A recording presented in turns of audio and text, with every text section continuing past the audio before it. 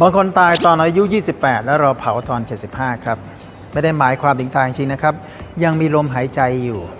ยังคงตื่นเช้ารถติดไปทำงานที่ตัวเองอาจจะไม่ชอบจนถึง 5 โมงเย็นรถติดกลับบ้านกินข้าวดูละครแล้วก็นอนอันนี้ไม่เรียกว่าการมีชีวิตนะครับแต่เรียกว่าตายไปแล้วเพียงแต่ยังไม่ได้เผาเท่านั้นเองครับชีวิตคนถ้ายังทำเหมือนเดิมแล้วก็จะหวังได้สิ่งใหม่ๆผมว่าเป็นไปไม่ได้ครับคิดเหมือนเดิมผลลัพธ์ก็เหมือนเดิมทำเหมือนเดิมผลลัพธ์ก็เหมือนเดิมไปที่เดิมก็เห็นสิ่งเดิมๆอยู่ตลอดเวลาชีวิตต้องเปลี่ยนแปลงครับปีนี้ต้องดีกว่าปีที่แล้วปีหน้าต้องดีกว่าปีนี้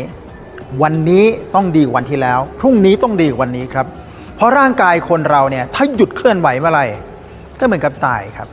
เหมือนซากศพขยับแทบไม่ได้ข้อเคลื่อนติดกันไปหมดทั้งตัวชีวิตคนก็เหมือนกันถ้าทำอะไรเหมือนเดิมคิดเหมือนเดิมสิ่งเดิมๆก็จะ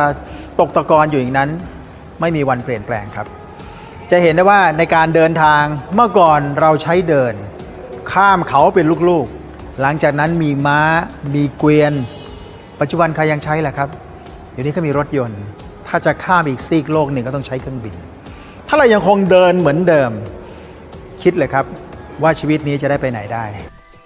ฉะนั้นโลกใบนี้เปลี่ยนแปลงด้วยการทำอะไรต่างๆที่ไม่เหมือนเดิมครับใครทำงานประจำทำยังไงให้ดีกว่าเดิมเป็นสิ่งที่สำคัญมากเพราะถ้าหากว่าทำเหมือนเดิมผลลัพธ์ก็ได้เท่าเดิมไม่มีอะไรเปลี่ยนแปลงใครทำงานประจำยังคงทำเหมือนเดิมที่เขาสั่งสมกันมาเขาทำมาเราก็ทำไปและคนรุ่นต่อไปทำต่อมันจะมีอะไรก้าวหน้าได้ครับสิ่งเหล่านี้สำคัญตรงที่เฮ้ยถ้าเขาทำเช่นนี้มันดีอยู่แล้วทำยังไงให้ดีกว่าเดิมใช้เวลาเท่านี้ทำไงลดเวลาใช้ค่าใช้จ่ายเท่านี้ทำไงให้ลดค่าใช้จ่ายสิ่งเหล่านี้ต่างหากครับที่จะทำให้เราก้าวหน้าขึ้นอย่าลืมนะครับจงเปลี่ยนแปลงชีวิตอยู่ตลอดเวลาเพราะเน่า